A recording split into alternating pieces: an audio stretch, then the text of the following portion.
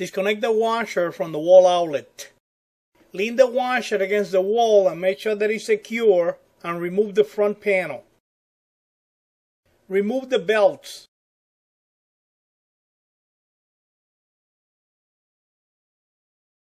Remove this rubber cap. Remove this screw with the washer.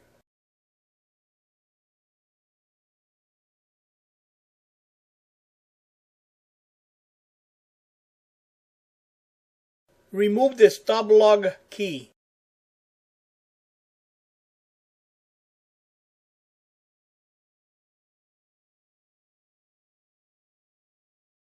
Remove the transmission pulley by turning it counterclockwise. Make sure that the brake rotor bearing came off with the pulley. Stand up the washer and disconnect this hose if you have it on the washer. To open the top panel, you need to remove these two screws.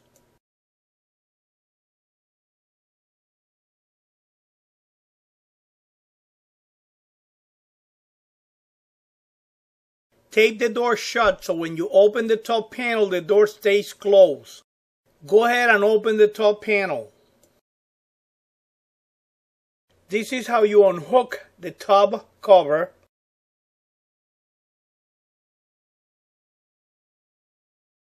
And this is how you hook it back.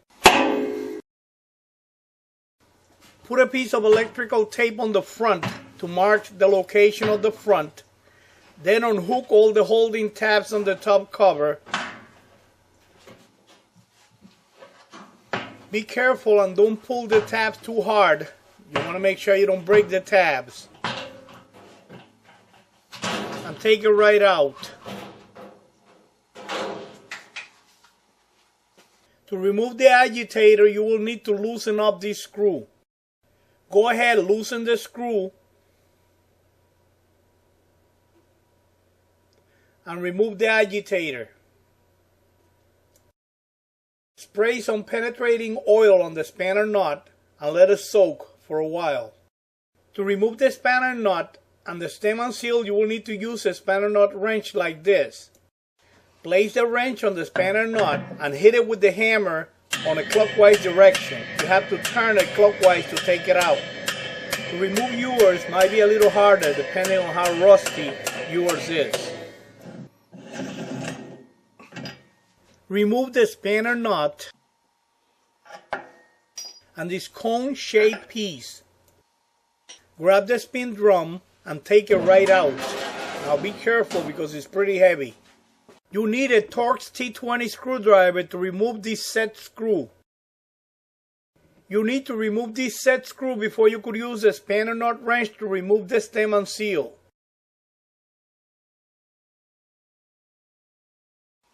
You need to turn the spanner nut wrench clockwise to remove the stem.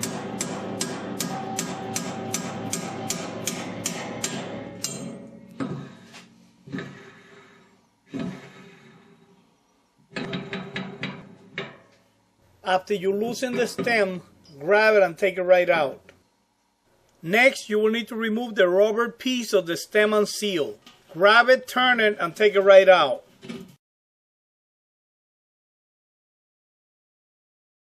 Grab a wire brush and clean the area where the new stem and seal is going to sit on.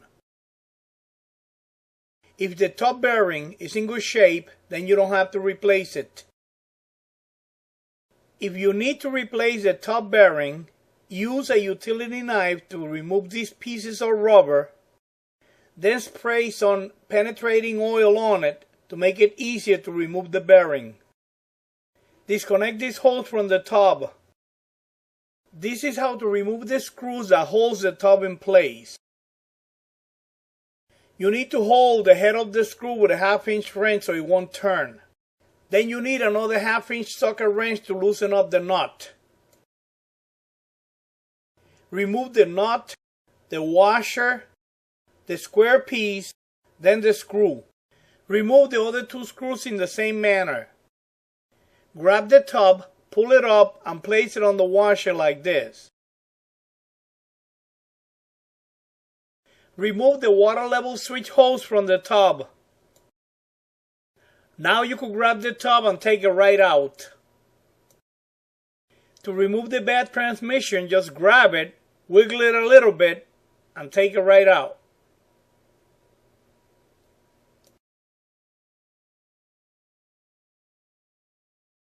To install the new transmission, just set it in place and make sure that it's all the way in. Apply some bearing grease on the neck of the transmission. Slide down this metal sleeve and apply some grease on it. To remove the old top bearing, just press down on it from the inside of the tub until it pops out. Clean the inside and outside of the tub where the top bearing is going to be installed. Put a little grease on the rubber part of the top bearing to make it easier to push it in. Set it in place from the outside of the tub, push it and turn it until it's flush with the tub.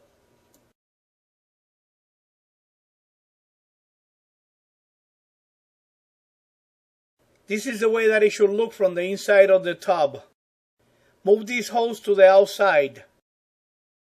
Place the tub on the washer like this. Install the water level switch hose to the tub like this. Place the tub on top of the transmission like this.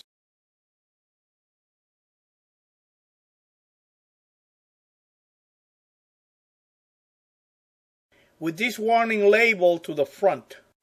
Next, you will need to install the 3 tub holding screws. Make sure to clean real good the holes on the inside of the tub, and also make sure that the rubber washers on the screws are in good shape. Put this paper washer in place and pass the screw through it from the inside of the tub. Put the square piece on it, the washer, and the nut. Hold the head of the screw from the inside with a wrench and tighten the nut from the outside. Tighten the other 2 screws in the same manner. Connect this hose to the tub. I put a little bit of liquid detergent in this area to make it easy to slide in the boot seal. To install the boot seal, I put it in place and turn it around until it's all the way down flush with the tub.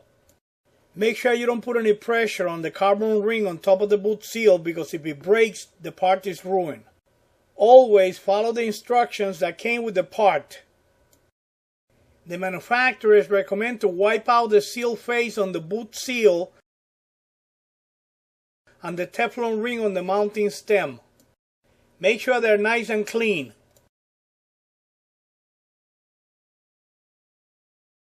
You need to remove the set screw before mounting the stem.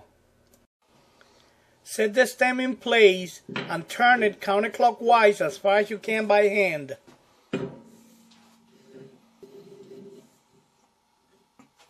Then use the wrench and the hammer to tighten them up. Tighten it until you feel that it's tight enough, but don't overdo it, okay? Screw in the set screw to secure the stem and seal in place. Put the spin drum inside of the tub. Make sure it's right in the center of the tub. Put the cone piece in place and screw the spanner nut by hand as far as you can. Use the spanner nut wrench and the hammer to tighten the nut. Just make it as tight as you need to without overdoing it. Make sure that the top cover seal is good and that it is in place. Set the top cover on the tub. Align it and push down until you hear the tabs lock in place.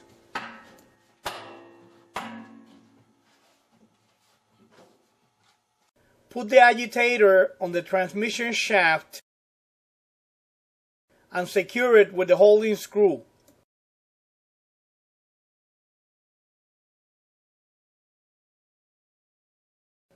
Lower down the top panel and secure it in place with the 2 holding screws.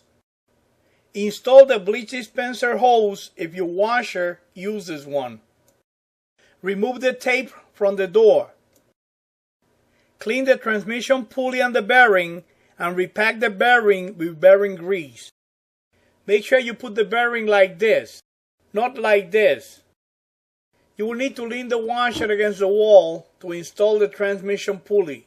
Screw in the pulley and the bearing on the transmission shaft by turning it clockwise until it's all the way in. Turn the transmission pulley clockwise until you feel resistance, then stop. Like this. Place a stop lug key about 1/2 inch before touching the pulley. Like this. Secure the stop lug in place by screwing the screw on the washer.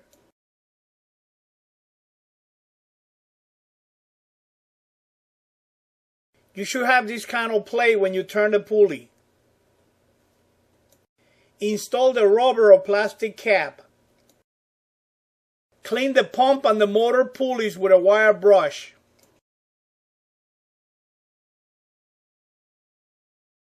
Install the transmission belt first, then the pump belt. You shouldn't have to adjust the belt, but if you need to, watch the video on how to replace the belts. Stand the washer up and install the front panel.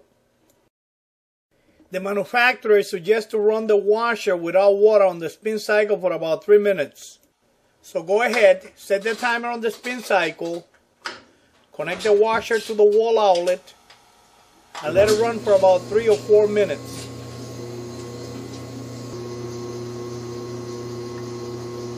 You could turn it off after 3 or 4 minutes of spinning. Then you could use it with a regular load. Now keep an eye for water leaks. Make sure that everything is working fine.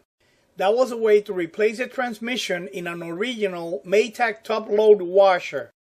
For the best place to buy parts online, I recommend Repair Clinic. When you buy from Repair Clinic, you have 365 days to return any unwanted part for a refund or for a replacement. Check the links on my website.